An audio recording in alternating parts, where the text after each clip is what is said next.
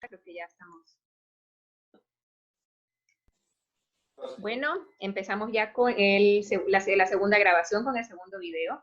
Habíamos terminado de hablar acerca de los rituales, empezado recién a hablar acerca de los rituales terapéuticos, para qué sirven justamente en situaciones como la actual, donde estamos haciendo una pausa a esas tradiciones normales de duelo, donde no podemos tener al cuerpo del ser amado allí para hacer la velación, donde no podemos hacer el reclamo, por decir así, de un despido que hayamos tenido, donde no tenemos a ese ex que de pronto ha terminado la relación.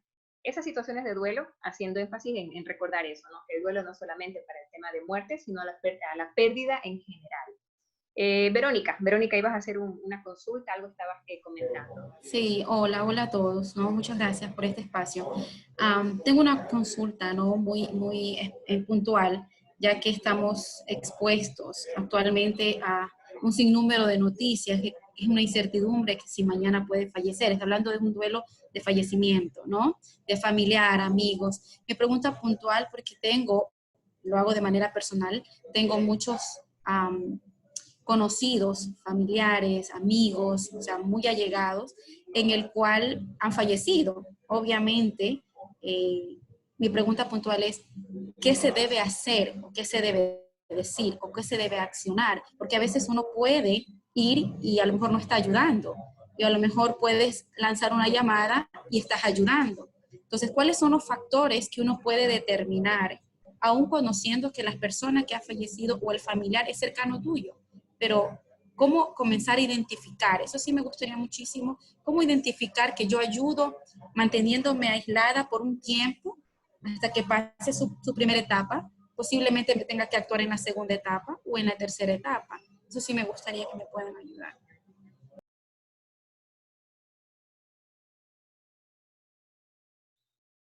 Estaba con el audio apagado. Mi querido Enrique, ¿tú quieres hacer algo de referencia a eso?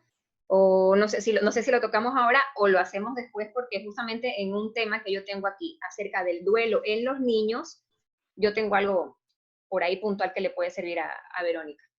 ¿Sí?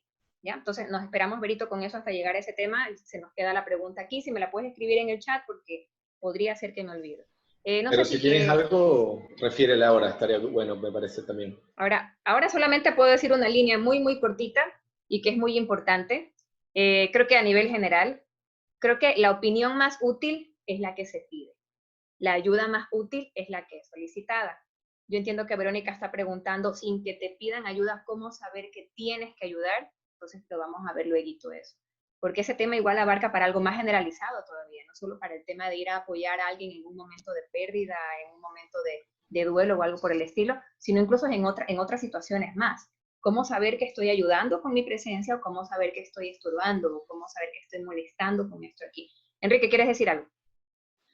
Sí, yo me estoy pensando el tema, ¿no? De que por allí no se trata tampoco, un poco para lo que comentaba Verónica y en general, de que yo tengo una cajita de herramientas que voy a aplicar a todos los duelos que se me pasen por el frente, ¿no? Sí hay que hacer esa advertencia. No es que hay muchas publicaciones, compañeras, compañeros, a todo nivel, en donde dicen, bueno, hágale una carta de despedida, bueno, póngale tal cosa, inflele un globo y mándela al cielo. Qué sé yo no digo que todo eso no sea útil, creo que es útil, pero va a depender si está bien ajustado a la circunstancia y el tipo de duelo del que estamos hablando. Por allí va. Primero hay que pensar este hecho, ¿no? A ver, yo amplío lo que dice Carol, me voy a atrever a ampliarlo un poquito más. Por allí si no se entiende me avisan, pero es que el duelo no es una cosa que tenga nada más que ver con la pérdida de personas, de objetos, de relaciones, de circunstancias. El duelo también tiene que ver con el hecho de que nuestra vida es el sumum de un montón de pérdidas. Y esta parte es muy sensible de reconocer. Nuestra vida es en sí una serie de pequeñas muertes. ¿Cómo se entiende eso? En la medida en que vamos desarrollándonos, tenemos que abandonar cosas, abandonar prácticas, abandonar amigos, abandonar incluso personas queridas, abandonar lugares queridos. Y todas esas son pequeñas formas de duelo, porque simbolizan pérdidas, significan quebrantamientos, significan o alegorizan una forma de pequeñas muertes. Le petit morte, dicen los entendidos, ¿no? Estas pequeñas muertes que vivimos constantemente nos van formando, si se puede entender así, nos van dando recursos personales para afrontar otras pérdidas más grandes. Claro que sí, esta situación actual es distinta. No tiene paragón, no tiene comparación. Esta situación actual nos marca un antes y un después, considerando que ya nosotros tuvimos este sentido de pérdida muy alto, muy fuerte por el tema del terremoto en el 2016.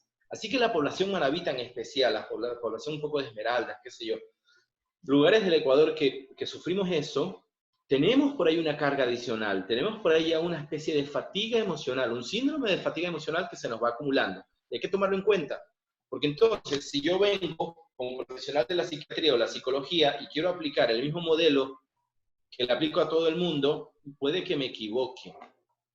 Puede que me equivoque. Por ejemplo, en psicología, si hablamos de 3 tipos de duelos, lo que mencionaba Carol, el duelo normal, el duelo patológico y hay el duelo complicado. Del duelo normal ya hemos hablado, digamos así, por cualquier pérdida, una pareja, que perdimos una oportunidad laboral, qué sé yo, todo eso nos representa un choque súper fuerte. Entonces, en la fase de impacto, en la fase más depresiva y en la fase de resolución tenemos variaciones, pero existe este duelo no resuelto, que se vuelve patológico. Existe también uno que se llama duelo ausente. Existe también un duelo que se llama encubierto. Hay un duelo que se lo conoce como inhibido. Hay un duelo que se le llama crónico. Bueno, me voy a adelantar, ¿no? En términos generales, intensificado, en fin. De hecho, los psiquiatras, no los psicólogos, los psiquiatras también tienen otras variaciones. Ellos hablan de duelo neurótico, melancólico, maníaco, obsesivo, delirante. Bueno, me estoy tratando de acordar. Hay otros más. Entonces, ¿cuál es la idea? De que si nosotros nos tomamos el tiempo para averiguar qué tipo de duelo es, en qué etapa está la persona, es posible que la intervención sea más precisa. ¿Ya? Por ahí va. El punto de vista del que partamos, la literatura científica que utilicemos, si nosotros nos tomamos un poquito el tiempo para entender qué le está pasando a la persona, en qué etapa del duelo va también, si está en la fase de impacto, si está en la fase intermedia o ya está cerca de resolverlo, pues nuestra actitud de técnica va a operar desde allí. Es que no es la técnica la que nos dicta lo que hay que hacer, son los problemas los que dictan la técnica. Entonces, desde esa perspectiva, nosotros podemos contribuir. Además, haciendo una buena anamnesis, es decir, una buena historia de la persona, digamos los puntos álgidos de su vida, nosotros también podríamos saber con qué recursos cuenta y en base a esos recursos procurar una intervención. Pero si nosotros vamos de pronto muy bien intencionados con aplicar lo que acabo de leer lo que me mandó el Ministerio de Salud, lo que me mandó el Ministerio de Educación, lo que me mandó el Ministerio de tal o cual, está bueno, no creo que tampoco vayamos a causar tanto daño, pero por allí conviene ser un poquito más discriminativo, en el sentido de elegir, seleccionar, distinguir bien las cosas que tenemos que hacer según la etapa. Y también importa la sensibilidad. Ojo, a mí me parece en lo personal que también importa la sensibilidad. Que cuando hemos pasado por algunas cuestiones complicadas, densas, importa la sensibilidad. Por ejemplo, es muy posible que muchos manavitas tengamos duelos enmascarados. Y que ahora, si perdimos a alguien en el 16A, y ahora perdemos a alguien cercano, o medianamente cercano, un familiar, un vecino, tengamos un duelo enmascarado. ¿Qué significa eso? Que hay una cuestión no resuelta de base a la que se viene a sumar esta de acá, y hablamos de múltiples duelos, y el nivel de intervención es diferente allí, ¿no? Un poco, claro. Gracias, mi querido Enrique. Sí, en efecto, yo creo que con eso la consulta de Berito ha quedado más que clara. Si no es así, por favor, Berito, escríbenos en el chat. Sí, es muy bueno lo que tú haces ahorita referencia con esa literatura que está llegando de todos lados acerca de cómo lidiar con el duelo.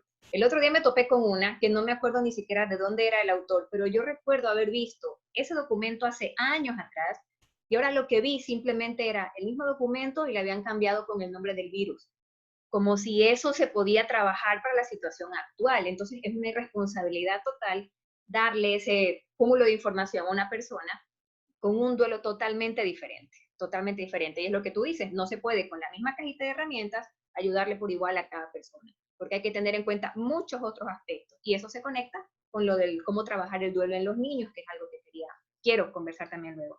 Algo que dice Alejandra aquí, y lo vamos a dejar ahí un poquito entre paréntesis, porque está súper interesante. Dice, bueno, muy agradecida por el espacio, gracias a ti Alejandra. Dice, en la vida vamos perdiendo muchas cosas, pero algunas personas no logramos sentir nada cuando tenemos pérdidas. ¿O será que no sabemos qué pasa con nosotros?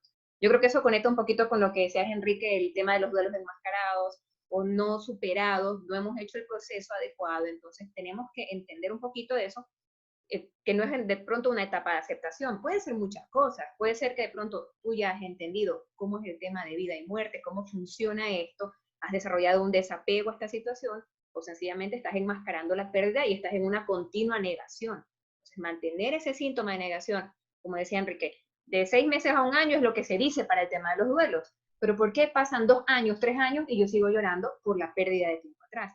No es el no sentir tristeza, vas a seguir extrañando, ya sea la persona que falleció, el trabajo que perdiste, la relación que terminaste, podrías estar extrañando, podrías tener nostalgia, pero es muy diferente vivir todavía con negación, con ira, con la negociación, deprimidos, ahí hablamos de algo crónico. Hablando del tema, bueno, ya hablando un poquito de los rituales terapéuticos que hablaba hace un rato, decía Parkes y Weiss, que bueno, Brian Weiss es uno de los psiquiatras que también yo amo mucho, bueno, con una perspectiva quizás muy diferente a lo que algunos han entendido. También les pongo una literatura que les recomiendo, Muchas vidas, muchos maestros. Para quienes entraron recién en el segundo video, también les recomendaba La rueda de la vida, de Elizabeth Kubler-Ross.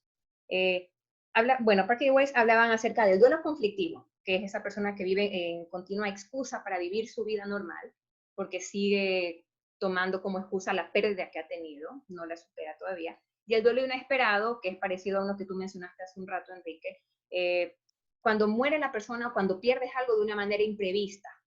Okay, eso ni lo pensabas, es muy diferente a la persona que tenemos de pronto enferma por mucho tiempo, en donde pensamos, ¿no?, que esa muerte es inminente y que cuando llega igual nos duele. Pero puede ser muy diferente a eso que nunca te esperabas y de pronto sucedió. Del día a la mañana te despiertas y ya no está la persona con la que pensabas hacer tu vida o la que pensabas ver el resto de tu vida, o asimismo las personas que han vivido actualmente esos despidos intempestivos que han existido por el tema del virus, es un duelo que también hay que procesar diferente. Y se toma como el duelo inesperado. Algo decías, Enrique, hace un rato, las pérdidas que vivimos a lo largo de la vida, por supuesto. Cuando pasamos de niño a adolescente, cuando pasamos de adolescente a adulto, cuando no hacemos duelo de la soltería al matrimonio y cosas así, yo creo que son pérdidas también en la vida que tenemos importantes, que no las tomamos en serio, porque no estamos acostumbrados a hablar del tema de pérdidas desde que somos pequeños. Eso ya voy a tocar, no me voy a adelantar mucho. Palozzoli hacía un ejemplo acerca de una niña, y esto quizás un poco para todos, para que podamos entender un poco el tema de los rituales terapéuticos.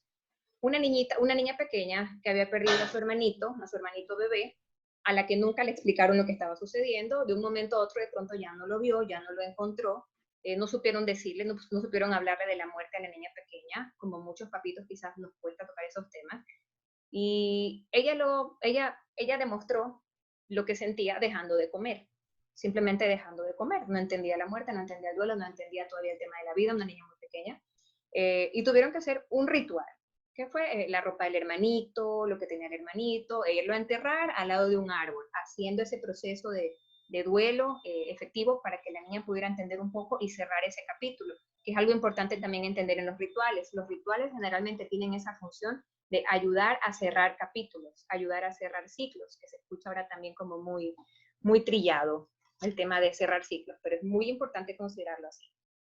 Van de Hart, no sé si ahí coincidimos, Enrique, habla del tema de los duelos crónicos. Y en el tema del duelo crónico, y eso quizás complete mucho también a lo que preguntaba Verónica, cuando quieres ayudar a una persona en un tema de duelo crónico, ya no solamente en el tema de los que estamos aquí, en el asunto de lo que es terapia psicológica, no solamente piensas en la persona que llega a ti a visitarte a la consulta, sino cómo toda la familia está viviendo ese duelo. ¿Okay? ¿Cómo están viviendo ese duelo? La etapa primera, la etapa de preparación, la segunda etapa que es la reorganización, que me suena mucho a lo que decías tú, Enrique, con el tema de la resignación y del reorganizarnos, y la finalización.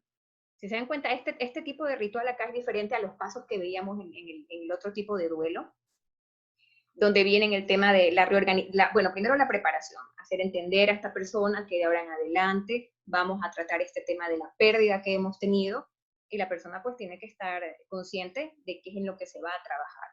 La reorganización es donde vienen estos rituales que pueden parecer poco importantes o no. Escribir esas cartas que nunca se entregan. Hablar, yo conocí a una persona que tenía la costumbre de mandar audios al teléfono de la persona que ya no tenía. A esa persona que ya había fallecido mandaba audios y se desahogaba de esa manera. Y podría parecer un poco ilógico o un poco patológico, pero en realidad es una manera en que hizo esa reorganización, esa sanación. Y al final, cuando hablamos de la finalización en este tema de rituales terapéuticos, podrá parecer muy chistoso ahora, pero parte de esa finalización que se realiza de una manera muy criolla, por decirlo así, es borrar las fotos, quemar las fotos. Ahora que tenemos las redes sociales, terminas una relación y borras todas las fotos del Facebook. Si no tienes esa persona ya en tu casa con la que tú vivías, que ha fallecido, lo que hacen las personas en muchas ocasiones es toda esa ropa que tenía la persona, la regalan, le dan otro motivo a esa situación, ¿no? No es cuestión de desaparecer, como decía Enrique al principio. El duelo no es para desaparecer los recuerdos de esa persona. No es que te va a ayudar a sanar el desaparecer todo lo que había de esa persona. Es reorganizar en cómo esos recuerdos ahora te hacen sentir a ti. Y eso es lo importante también de ver aquí. Si tienes fotos de esa persona que estaba en tu casa, si las tienes por toda la sala, por tu cuarto, simplemente vamos a cambiarlas de lugar, no vamos a desaparecerlas. Son unos que otros, por decir así, tips que podrían servir para esto, pero sin embargo, no se puede generalizar. ¿Okay? Este tipo de cositas hay que tratarlas con mucha delicadeza, porque cada persona pasa el tema de los lutos, las muertes, las pérdidas de manera diferente. Está el que te dice, no me importa, ya se fue, bueno, ya se murió o ya me botaron, y está otra persona que de pronto lo internaliza a un nivel tan grande que no lo va a poder superar como otro. Entonces, por ahí, repitiendo otra vez más lo que consultaba Berito, ¿por dónde viene? Y eso, Enrique, en tal caso te lo pongo como pregunta para ti, por si acaso alguien más quisiera preguntar eso ahí. ¿Cómo entonces, por qué sentimos esa obligación de querer ayudar a otro en esos momentos? ¿Por qué sentimos que tenemos que ir y correr a abrazar a esa persona cuando esa persona quizás no está interesada en que nadie lo vaya a abrazar? Si esa persona quizás está interesada en vivir su duelo y su luto en soledad. O sea, nadie me llame, nadie me hable, no quiero saber del tema. ¿Por qué los demás estamos en esa situación de esa empatía, esa costumbre de querer ir y llegar con el abrazo, con el pésame, cuando hay personas que no están interesadas en eso? Me quería, Enrique, te doy la palabra a ver si dialogamos eso. Sí, un poco para que también se siga, digamos así, ampliando el fenómeno. Es un asunto delicado. El duelo, los duelos en general no son cuestiones sencillas. La intensidad con que se vivan dependerá también de factores personales. Vamos a ver cómo estos elementos personológicos interactúan en este proceso. Habrá personas que tienen capacidad resiliente, como se dice ahora, o yo digo fortaleza yoica, que tengan más fortaleza yoica que otras. Así que también habría que analizar estos elementos personológicos para poder abordarlo. No se puede hacer un planteamiento muy generalizado, y en eso, la verdad, yo celebro y aplaudo a los psicólogos, a las colegas que actúan con ese criterio ético.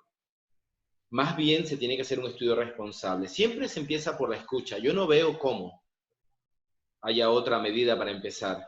Siempre se empieza por la escucha. Yo les quiero contar 3 casos sencillos, pero así, muy breves, muy puntuales, pero sencillitos y que nos van a dar luces. Veamos. La escucha tiene que ver no solamente con lo que entra por el oído, tiene que ver también con todo lo que opera a nivel de los sentidos. Sentir al otro, a la otra. Había esta persona, una adolescente con la que estuve trabajando durante el tema del 16A.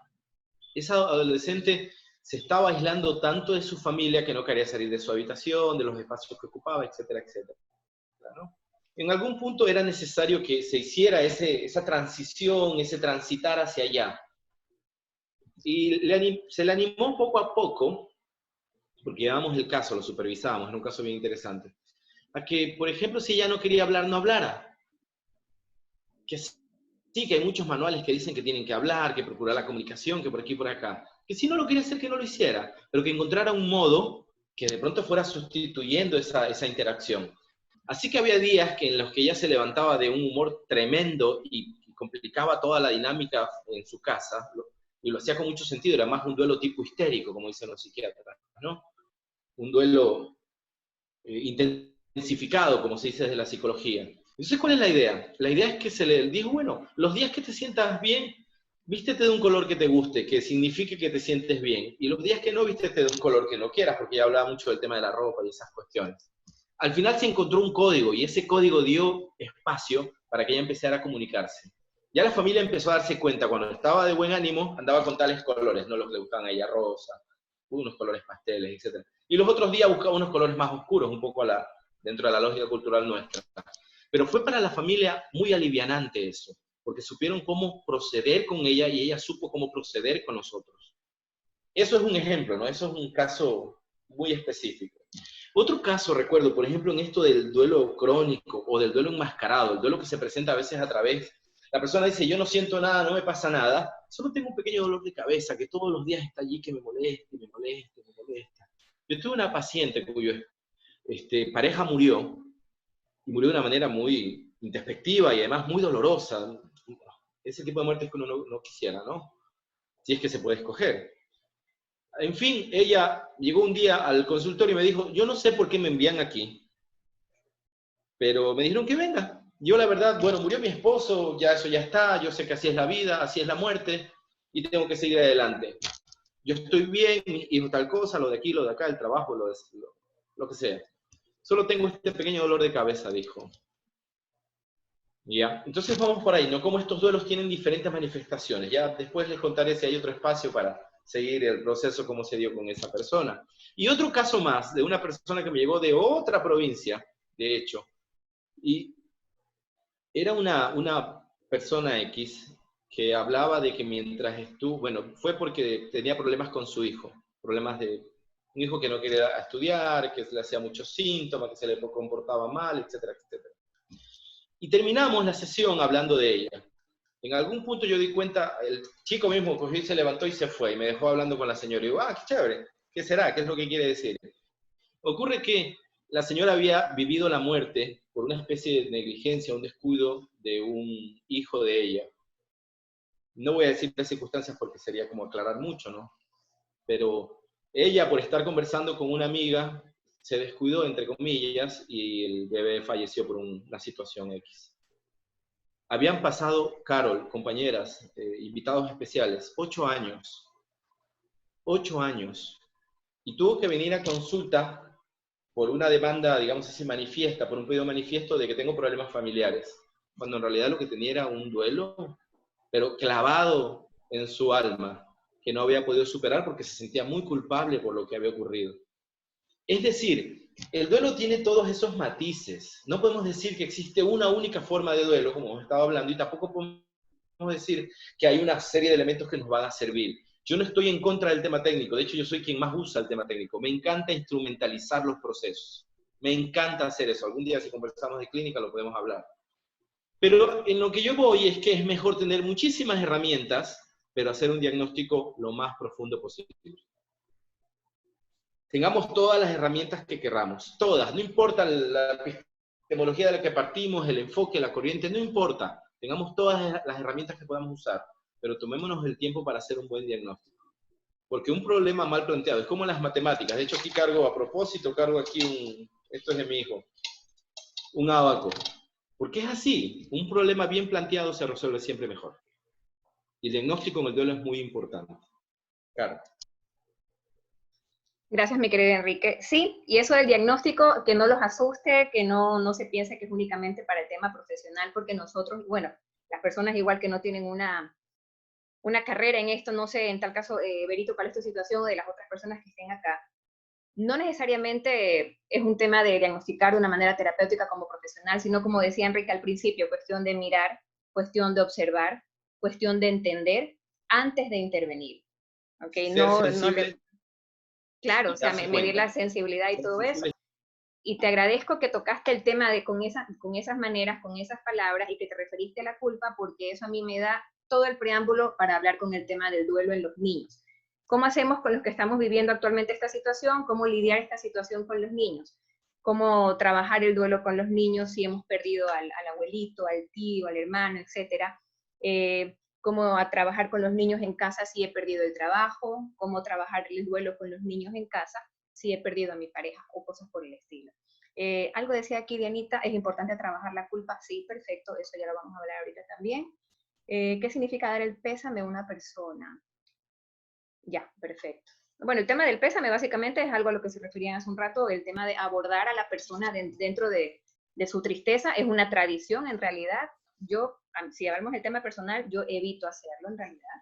Lo evito hacer. El tema de, sí, el tema de dar el pésame o asistir a los velorios y cosas así no es algo que a mí me encante, porque en realidad yo tengo otros mecanismos de defensa y otras estrategias de afrontamiento al tema de la muerte. Entonces, tocando el tema de la culpa, me parece importantísimo entender una cosa que yo la tengo muy clara. ¿Por qué lloramos? ¿Por qué sufrimos tanto cuando perdemos a esa persona? ¿Verdad? ¿Por qué sufrimos tanto cuando perdemos a esa persona? Algo que yo he llegado a notar, algo que yo he llegado a entender un poco dentro de las personas con las que he trabajado a nivel personal, y esto no lo digo de una manera terapéutica, sino de una manera que puede ser muy particular. No lloramos por la persona que se fue, lloramos por nosotros que nos quedamos. Lloramos por esa tristeza que ahora tenemos nosotros por la ausencia que nos ha causado la persona que se fue. Esa tristeza, ya no tener a la persona con nosotros, esa es la tristeza que nosotros lloramos. A la final, si hablamos de un fallecimiento, la persona ya se fue. Podríamos decir, se está en un lugar mejor. Pero nosotros nos quedamos en soledad de alguna manera. Tenemos que aprender a vivir con esa ausencia. Cuando lloramos, lloramos por nosotros. No sé cuántos podrán estar de acuerdo con eso, es como yo lo he logrado entender de alguna manera. Entrando al tema de la culpa, precisamente, en el duelo en los niños, la culpa es algo que aparece ahí bastante importante, ¿ok? Hay un chat que tengo por ahí bastante larguito, ya lo voy a leer. Ya, para hablar del tema del duelo en los niños, vamos a hablar, bueno, según Piaget dividía los estadios de los chicos, ¿no? Desde el no sensorio motor, vamos a entrar solamente hasta los 10 años, hasta las concretas, un poquito más hasta las operaciones formales, 11, 12 años, porque de ahí en eso ya estamos hablando de adolescentes y adultos. Tomar en cuenta, para trabajar el duelo con los niños, igual pensemos, por favor, en las personas adultas. Edad, creencias, la asimilación que tenga el niño o las personas, el desarrollo cognitivo, respetar la información que le damos al niño, ni sobreinformarlo, ni tampoco, o sea, no darle un exceso de realismo, ni tampoco darle menos información. En ninguno de esos tratados, en ningún autor en ningún momento dice que al niño está bien mentirle.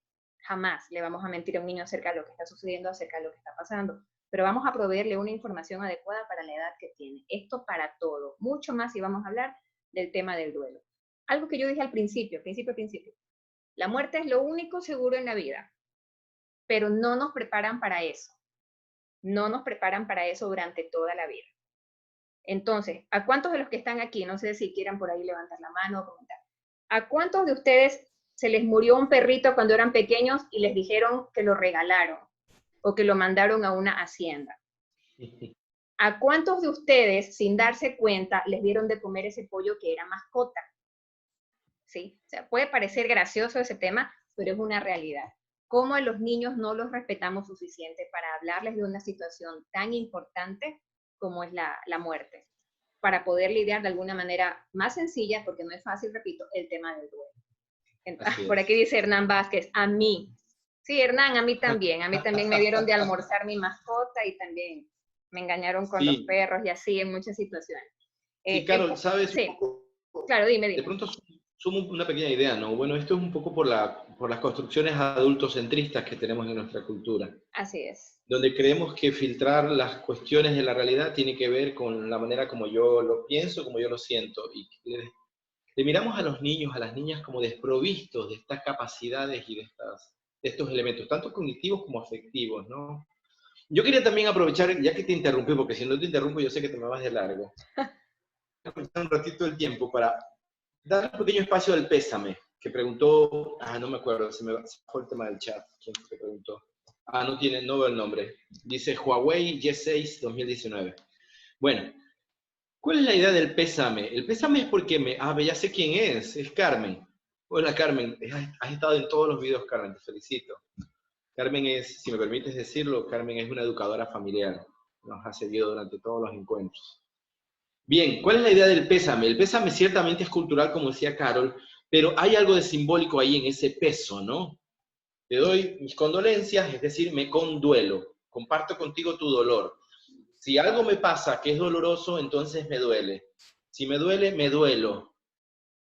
Hay un dolor que compartir, entonces la condolencia es con dolor, va por allí, ¿no? El pésame, un poco desde la semántica, tendría que ver con ese peso que empezamos a cargar, sobre todo en la fase de impacto, como decía Silverman, en la fase donde recién vivimos la circunstancia y nos golpea. Por eso hacemos un poco alusión al pésame. Pónganse a pensar en dar el pésame un poco más allá, digamos al año y medio, 2 años. No se usa mucho y entra en sentido, por esto que les digo a nivel del peso, que se supone que acá se ha alivianado un poco la circunstancia.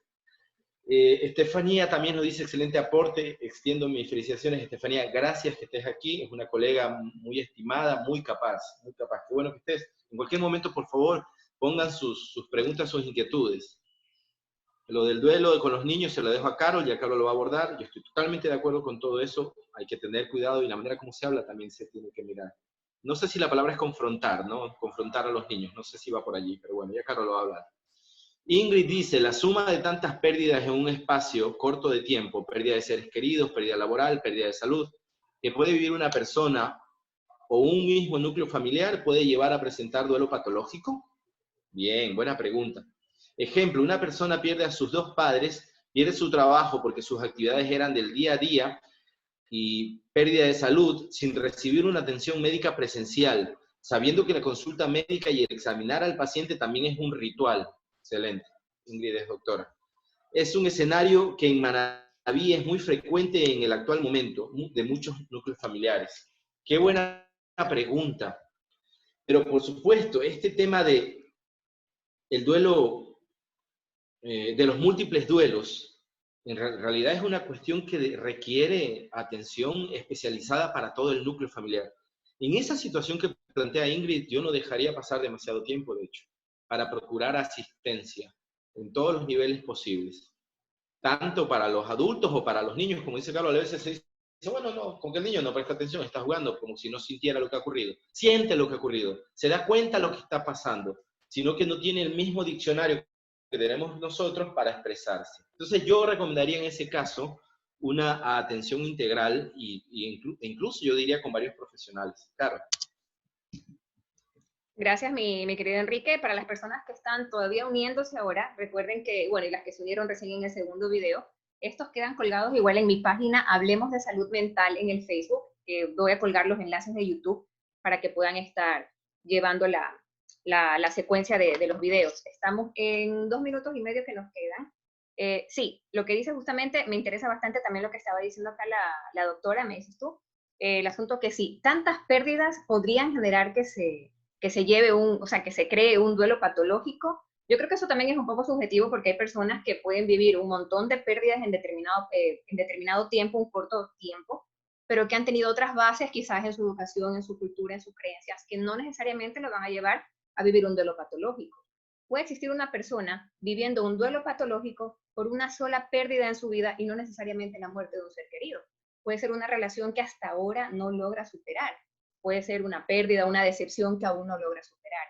Entonces, muchas situaciones así. Algo muy chévere que vi, no me acuerdo ahorita el autor de este libro, pero bueno, él cuenta desde su experiencia personal de un cáncer que él tuvo, cómo él pierde sus extremidades y cómo para él, para poder vivir de ahora en adelante sin sus extremidades, él elaboró un duelo e hizo un ritual de entierro para sus extremidades, para sus miembros, con sus piernas. Y fue una situación en donde invitó a todas las personas, se me viene el nombre a la cabeza, invitó a las personas para vivir con él ese ritual y él ni siquiera tuvo esto que sucede con los miembros fantasmas, que sientes los miembros después de que te los han cortado. Él ni siquiera vivió ese sufrimiento porque llevó un ritual adecuado y si nos damos cuenta aquí no estamos hablando de una muerte, una pérdida, una relación ni un tema de empleo, es de haber perdido una extremidad. Entonces, este tema del duelo, vean cómo se abarca de una manera tan general. Estamos en 39 minutos, ya vamos a hacer ahorita la última intervención, que es el tercer video, para culminar el tema del duelo en los chicos. Consultas que tengan, por favor, ténganlas en mente, escríbanlas en el chat, que ya ahorita hacemos el tercer video para hacer todo eso con la despedida. Entonces, ya saben, entren de nuevo al link, ya saben la clave, 790705, ya nos vemos en el último video.